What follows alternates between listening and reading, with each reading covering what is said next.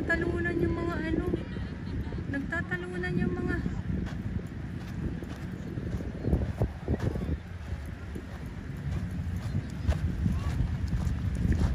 isda. Okay, so dito tayo sa bumubulwak na tubig. O kung mapapansin niyo, no, may ano, may mga isda. Ayan na. Ayan na. May mga isda kasi dyan eh.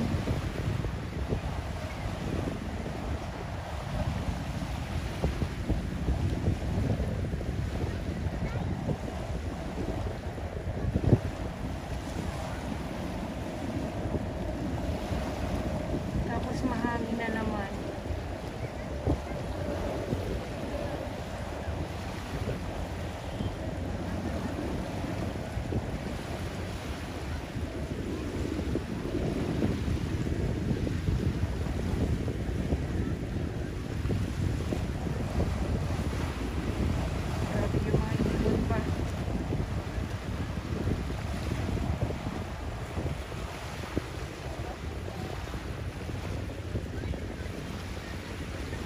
So ito yung bumubulwak dito sa may dagat nitong Manila Bay or Dolomite Beach po ay galing dito sa may drainage siya sa aking mga viewers, sa mga hindi po nakakaalam.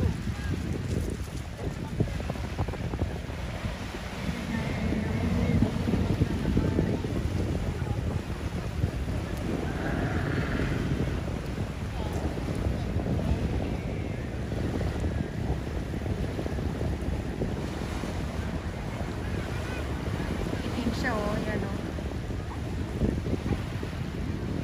May halo na.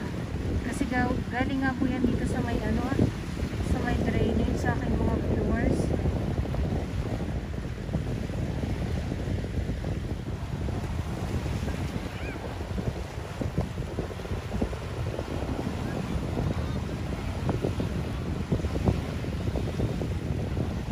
Okay, ulitin ko lang po, no. So walang mayroon.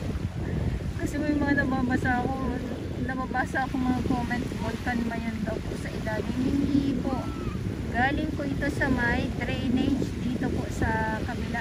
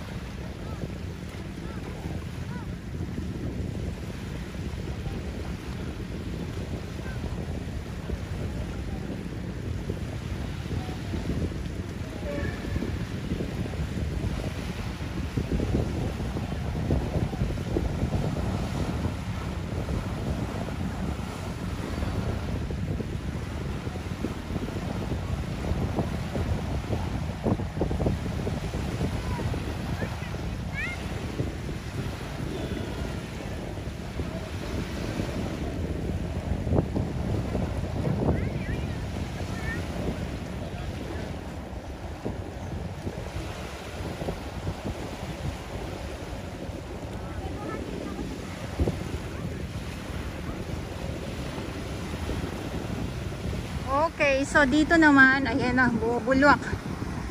So ito yung dalampasigan ng ating Dolomite Beach po. Kung mapapansin nyo po, ayan yung bumubulwak. At dito nga po galing yan, o. Yan, yung pula na yan. Yan, dyan po. Yan po siya galing. So may drainage po dyan.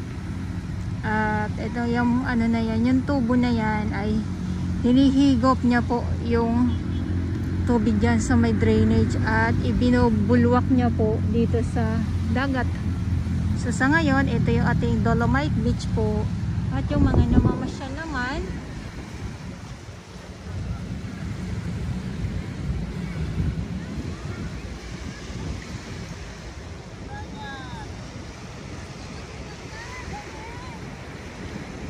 ayan yung ating mga namamasyal ngayon dito sa loob ng Dolomite Beach. Napakaaliwalas ng ating panahon. Kaya nga po tirik na tirik ang ano, yung araw, yung init.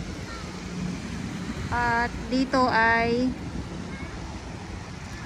itong drainage na nagbubuga ngayon dito ng tubig syempre drainage eh. Kundi tubig ang ibubuga po niyan. At dito nga po sa loob nitong dagat. Ayan yan ha. Kasi baka mamaya may maligaw na naman tayo na ibang mga nagko-comment. Ayan. So dito yan. Ayan o. Ayan o. Nahuli na tayo. Basta yan dyan po.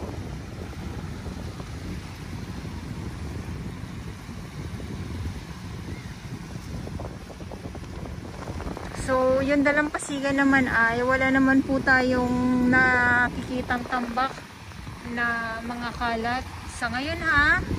Kasi hindi pa po tagbagyo, pero pag tagbagyo na po yan, ayan bubulwak uli. Pag tagbagyo po yan, sigurado po na marami pong kalat ang ating makikita dito sa loob ng Dolomite Beach po. At may mga ibon, sigurado yung mga isda, yan ang kanilang inaabangan. Dito nga lang dyan sa may dito mismo sa mayroong bumubulwak, ang daming isda kanina dyan.